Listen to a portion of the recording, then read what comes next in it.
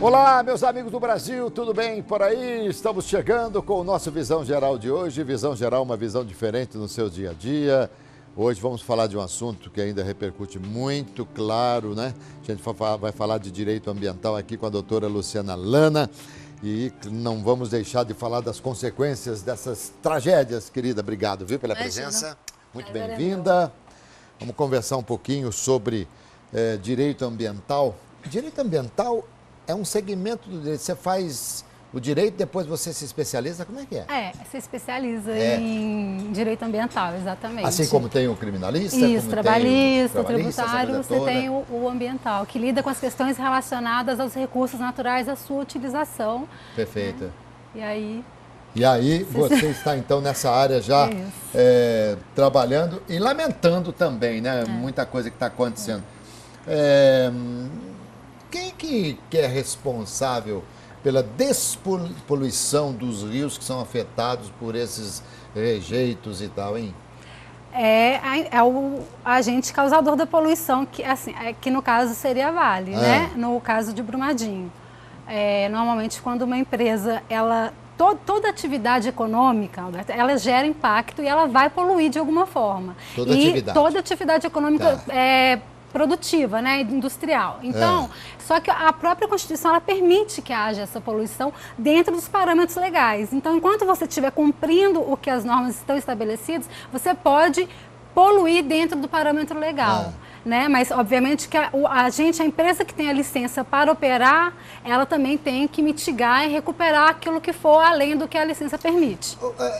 Nós vamos entrar num outro campo, mas ainda precisamos falar um pouquinho sobre Brumadinho, né? Nós não aprendemos com Mariana, agora com Brumadinho nós vamos aprender? Eu acho complicada essa pergunta. Antes de Mariana, teve um rompimento em Minas Gerais, a barragem de Herculano, em 2014. Antes, essa barragem, um estudo prévio ao dia do rompimento atestou que a barragem estava estável. A barragem de Mariana, do Fundão, ela teve um atestado de estabilidade em março e em novembro ela rompeu. A barragem de Brumadinho teve um atestado de estabilidade e logo em seguida ela rompeu. Mas que atestado é esse, então? Exatamente. Então, o que a gente questiona são dois pontos que você me pergunta. A gente aprendeu? O que se questiona é o seguinte, Alberto, o Brasil, o sistema ambiental, a fiscalização, ela é autofiscalização. Então, as empresas que fornecem os dados para enviar para os órgãos ambientais.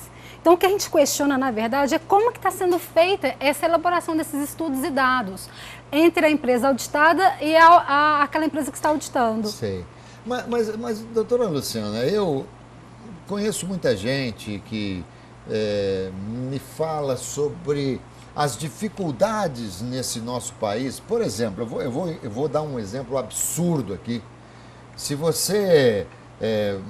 alguém mata uma pessoa, vai passar pelo rigor da lei e tal, não sei o quê, mas se alguém mata uma capivara, então não tem jeito nenhum. É uma coisa assim absurda. Quer dizer, dá-se valor muito ao meio ambiente e, de repente, com tanto rigor que há determinadas leis aqui no Brasil, como é que a coisa passa? É porque a lei é muito boa, a lei, ela não é rigorosa? Ela é rigorosa, ela é técnica. A questão é a fiscalização e a implementação da lei. No Brasil não se implementa, não se fiscaliza, Alberto. O processo de fiscalização para ver se a lei está sendo cumprida, é aí que está o gargalo. Tá. E aí que está a propina também. Claro que você não pode falar, mas a gente pode imaginar.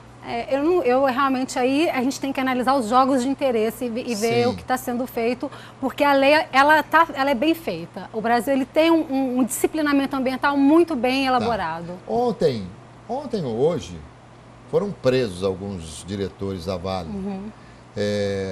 Mas a grande responsabilidade não seria do presidente da Vale? A responsabilidade penal, ela é subjetiva, Alberto. Então, assim, você tem que estar vinculado com o fato diretamente, tem vários requisitos para você ter a responsabilização penal ambiental. Acho até, às vezes, a pressa para dar uma resposta à sociedade às vezes atropela esse processo, que ele é mais complexo. Então, não necessariamente o dono da empresa é o responsável. Bem que ali, no caso, não seria o dono, seria o presidente. O presidente. É uma empresa também que tem mais da metade de ações em poder do governo, né? Porque o governo é majoritário. E eu fiquei muito estarrecido de saber que o presidente da Vale ganha em torno de 5 milhões por mês. Que é um negócio assim que não... Claro que com todos os ganhos, porque a Vale é uma empresa monstruosa. Né? A Vale é um negócio assim... Tem um portfólio enorme. Bom, vamos então entrar no nosso mote da entrevista aqui, que a gente vai falar sobre resíduos sólidos. Plano Nacional de Resíduos Sólidos, a Política Nacional de Resíduos Sólidos está em vigor, aliás, desde quando, hein? Desde 2010. E essa política vale para todo o Brasil ou é fracionada? Não, ela abrange todo o país. Né? E vem sendo implementada, não na velocidade que a gente gostaria, mas a partir dela a gente já consegue ter alguns avanços com relação a essa problemática do lixo no país. Tá, e a política trata exatamente do quê? O que ela reza? O que ela é? A política, ela traz um conceito muito interessante, porque ela busca consolidar a visão da economia circular. Então, a prioridade da Política Nacional de Resíduos Sólidos é conscientizar o cidadão de consumir menos, se não conseguir consumir menos, reutilizar o que está consumindo, se não conseguir reciclar, para então destinar e jogar fora. Então, em último caso, deve-se jogar fora. Tá. Quando a gente fala em resíduos sólidos, estão aí os rejeitos. Estão os rejeitos, todos os produtos, embalagens, tudo que você decide que você não quer mais, a lei trata como resíduo sólido. Mas, por exemplo, o rejeito, como o próprio nome diz, serve para quê? Não, rejeito, no âmbito da lei de resíduos sólidos, ele não serve para nada. Ele tem que ser destinado mesmo. Ele vai ter que ir para um aterro sanitário. Mas não sei se é o Japão ou se é a China que utiliza o rejeito, eles tiram toda a umidade do rejeito e usa para asfalto, para calçada. Aí a gente está falando de resíduo. Tudo que tiver um valor agregado que eu posso reutilizar num processo econômico... Então o rejeito não é um resíduo. O rejeito realmente não dá para fazer mais nada com ele. Não presta para nada. Aí você vai despejar, você vai ter que destinar mesmo para um aterro sanitário ou para um incinerador, alguma coisa assim. Em termos de aterro sanitário, qual é que é a classificação do Brasil no ranking mundial? Não, na verdade, assim, a lei ela veio para regularizar a questão dos lixões. É o mote principal dessa lei, porque a gente tem mais de 2.000 aterros sanitários irregulares no país. 2.000? E aí isso gera um impacto ambiental exatamente enorme, um impacto na saúde do cidadão enorme. São 78 milhões de brasileiros afetados direta e indiretamente com a disposição inadequada de resíduo. Então, a gente está falando de 35 milhões de brasileiros que não têm sequer acesso à água tratada. A gente está falando de 42% do esgoto desse país, só 42% é coletado. Então, a gente tem um problema muito sério com a forma como a gente consome, porque isso está gerando um impacto que vai chegar, aliás, já não está, o meio ambiente já não está dando mais conta disso. Isso o solo está saturado, você tem um solo contaminado pelo chorume, você tem geração de gás metano por esses lixões, que é o gás do aquecimento global, que é inclusive mais perigoso do que o gás carbônico dos combustíveis fósseis, para você ter uma ideia. Então, assim, tem repercussões... Sim. E eu acho, assim, só para completar, o brasileiro, ele trata o lixo como se não fosse um problema dele. Ele saiu da porta da minha casa, eu não quero saber o que vai acontecer com isso. E quando tinha que ser o contrário, da mesma preocupação que você tem para adquirir um bem de consumo, você tem que ter a mesma, ou uma preocupação ainda maior para saber como para descartar. Exatamente. Querida, eu quando muitas vezes fui à Bahia para fazer transmissão de futebol ali no Barradão, no estádio do Vitória. E para você ir ao Barradão, você passava do lado de um lixão do lado do estádio, céu aberto. Ali, uma fedentina terrível. E olha, hoje fizeram um aterro, não sei exatamente se tudo dentro da conformidade. Hoje, já fui ao Barradão há alguns anos. Quando eu ia lá atrás para narrar o futebol, para gritar gol, eu tinha que gritar com a boca fechada, senão entrava uma mosca. Que horror. Mas um horror. Era e mosca na cabine, uma coisa nojentíssima. E isso tudo reflete, claro. Então, o ambiente é uma coisa muito séria. É muito sério. E se você me perguntar, Luciano, como advogada da área ambiental, na sua opinião, qual que é o maior problema ambiental que a gente tem? É a questão dos resíduos. É a questão dos resíduos, da geração de lixo. Esse, para mim, é o maior problema ambiental que a gente enfrenta, a sociedade moderna, ela enfrenta hoje em dia. Aqui na região metropolitana, os problemas são bem minimizados, porque nós temos alguns aterros sanitários aqui, campeões até, muito bons. Campinas está bem à frente com a questão toda dessa gestão, desse manejo do resíduo. Porque, assim, sabe o que acontece? A lei, ela prevê responsabilidade individualizada para todos os agentes da cadeia. Então, as empresas, os fornecedores, os importadores, os distribuidores, os comerciantes do produto, eles têm que implementar a logística reversa. O que é? Eles têm que viabilizar que o produto deles vai voltar para retornar para eles reutilizarem em seus processos produtivos e, se não tiver jeito de reutilizar, aí sim descartar. Mas do outro lado da ponta da cadeia tá os titulares de serviço público de limpeza urbana, as prefeituras, que têm que implementar a coleta seletiva. Então a gente tem dois sistemas: logística reversa para as empresas, o setorial, perfeito, e a coleta seletiva, que é para o poder público. Os condomínios usam muito. No condomínio que eu moro sempre tem ali a coleta seletiva. Exatamente. E olha, e a gente vai ficando, é impressionante, doutora Luciana, a gente vai ficando tão disciplinado com isso, que é uma coisa assim. Por exemplo, toda terça-feira passa o caminhão de reciclável. Então, naquele momento, toda terça-feira você tem o reciclável na porta, o caminhão pega, leva e tal. E na casa da gente, nós já separamos tudo. Nós estamos hoje, em alguns setores, né, em alguns locais, eu acho que a consciência bateu realmente. O plástico é o grande desastre da humanidade. São centenas de anos para ele se decompor. Exatamente. Agora, não sei a partir de que momento as empresas deverão ser obrigadas, todas elas, a ter embalagens biodegradáveis. Exatamente, já está caminhando para isso, já sim. Mas você explicou direitinho, é exatamente essa forma que acontece. Só que... Não, se eu expliquei direitinho, vamos trocar. Eu sento aí, você senta aqui e você me entrevista. Você está falando de coleta seletiva, falou melhor do que eu, colocou melhor, porque você falou do seu dia a dia, e isso é perfeito. Porque, na verdade, o problema... Teve um estudo, o Ibope, ele fez uma pesquisa, olha que interessante esse dado, em que 98% dos brasileiros reconhecem a reciclagem como a solução dos problemas ambientais. Só que 78% não sabe o que é reciclagem, não sabe por onde começar a fazer isso que você falou agora. Separar o lixo dentro de casa. Pelo menos separar o úmido do seco, gente. Não precisa separar plástico, metal, vidro. Não. Só de você já separar o úmido do seco, você já está fazendo coleta seletiva. Exatamente, do que é orgânico e do que não é orgânico. Perfeito. Porque assim você viabiliza a reciclagem e você também viabiliza a compostagem. E normalmente no domingo, quando eu não tenho futebol para narrar, eu não preciso separar, porque basicamente é o que não é orgânico. Já fica do lado ali da reciclagem. Mas é interessante, é muito legal. Então, é consciência, gente. Nós precisamos ter consciência. Aquele cara, por exemplo, olha, eu vou dizer uma coisa aqui. Aquele cara que está mascando chiclete, que também, né, cada um faz o que quer da vida, e que joga para fora do carro, sabe que o passarinho vai naquele docinho e ele morre? Morre engasgado. Morre engasgado. Então a gente tem que ter esse tipo de consciência. A fauna aquática, você fica vendo. Agora, as leis municipais de preservação do meio ambiente, elas não podem superar as leis federais, mas né? podem ser mais rigorosas. Pode ser mais fiscalizada. Podem. Olha aí, e nós temos muito isso? Temos.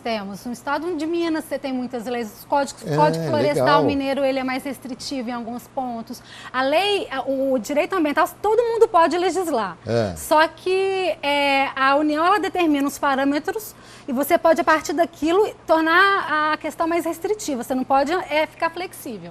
Né? Então, quanto mais protetivo, essas leis elas vão sendo implementadas a nível local, regional. Né? Doutor, um plano, por exemplo, como esse, ele tem que ser amplamente divulgado em todos os meios de comunicação, ou isso aí fica mais restrito às pessoas que têm que colocar esse plano em ação mesmo? A questão dos resíduos sólidos? tem que ser divulgado, porque se o cidadão não fizer a coleta seletiva, não vai existir coleta seletiva, não vai existir logística reversa, você não vai conseguir implementar a lei. Se o cidadão não participar, assumir o protagonismo dele nessa linha toda de agentes que eu mencionei, Sei. não tem como implementar essa lei. Agora, Campinas, claro que você é de Campinas. Não, eu sou de Belo Horizonte. Mas mora aqui, Campinas. Moro. Você é de Belô. Belô. Por isso está se vestindo muito bem assim, que Belô é capital da moda, hein? Pois é. Belô é capital da moda. Então, aqui em Campinas, essas lixeiras que estão espalhadas pela cidade, você acha que isso trouxe algum benefício? Ajuda muito. Ajuda muito. Ela só recebe o resíduo orgânico. Orgânico, mas a questão é que às vezes a maioria das pessoas com quem eu converso elas sentem essa carência, essa falta. Aonde que eu levo o lixo? Para onde que eu vou depositar esse lixo? Quem que vai vir aqui na minha casa? No meu prédio não tem, por exemplo. Tem muitas pessoas que não têm essa separação dentro do prédio. Como é que eu faço então para poder fazer a minha parte como cidadão? Então, mas essas lixeiras que eu falo, você não consegue colocar o que não é orgânico, é só orgânico, resto de comidas e tal, e não sei o quê. Que estão pela rua. Então, e quando chove, Campinas tem tido muito, você vê as lixeiras navegando e tal. Campinas, tudo bem, eu acho que a gente tinha que fazer isso aí, mas vamos fazer bem feito. Por que não fazer isso aí subterrâneo, como em vários países? Muitos países você vai, tem ali a coleta, é subterrâneo. Mas eu posso falar uma coisa, Claro. Talvez um ponto... tudo que é subterrâneo ninguém quer fazer. Nenhum poder público quer fazer. Isso, porque se não fosse assim, a gente teria esgotamento básico, que é o mínimo que a população tem que ter e a gente não tem. E a gente não tem. Então não adianta ir para subterrâneo, não tem que aparecer. Não, mas por exemplo, na Alemanha. Entendi, é óbvio. Na Alemanha, em Munique tem um lugar, em Munique, quando eu estive na Copa do Mundo, você chega com o carro, para o carro, você digita, eles fazem as coisas lá. Na verdade, eu só usei táxi quando fui lá para fazer a Copa.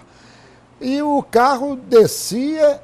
Que massa. E aí, quando você chegava para pegar, você digitava, voltava, o carro subia, você pegava e ia embora. Mas é um negócio maluco de interessante. É muito longe da nossa realidade. E aqui não. E essas lixeiras também, primeiro, Campinas, nossa cidade, não tem lugar para estacionar. Está terrível aqui, está terrível. Acho que o melhor negócio em Campinas hoje é ter um estacionamento, é impressionante. E essas lixeiras ficam ali tomando lugar dos carros também, e por vezes indo para lá, indo para cá, mas enfim. Orgânico, me fale um pouquinho sobre... Orgânico é compostagem, é isso, né? Isso. Rejeitos é aterro sanitário. Fala dessas relações para mim. Recicláveis, indústria de transformações. E o que é perigoso? Então, na verdade, com relação à implementação, então voltando para a implementação dessa lei, porque quando a gente fala do cidadão, a gente consome dentro de casa quilos e quilos de resíduo. Então, o computador, a pilha, a bateria, a televisão, o secador de cabelo, isso tudo, quando você não quer mais, você decide que você não vai querer mais, você está gerando um resíduo. O que eu faço com isso? Você não pode descartar simplesmente na rua, e a maioria das pessoas descartam. Inclusive a pilha, ela já tem, inclusive, acordos setoriais, você tem que devolver ela para o fabricante, para o lugar certo. Ela tem pontos de coleta onde você vai depositar sua pilha. Agora, quando uma empresa vai abrir as atividades, ela precisa receber toda a orientação, tem as leis e tal, a fiscalização, essa coisa toda. Eu quero que você me fale daqui a pouquinho, depois do intervalo, a gente fala sobre os compromissos e as obrigações das empresas, tá bom? Aguarde um instante só.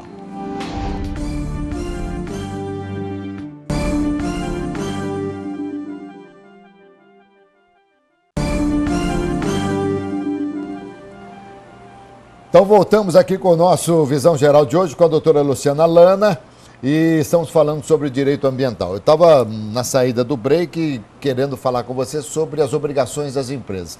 A obrigação de uma empresa pequena é a mesma obrigação, a mesma lei que rege a pequena, rege a grande assim? É a mesma, só que resguardadas as devidas proporções, né?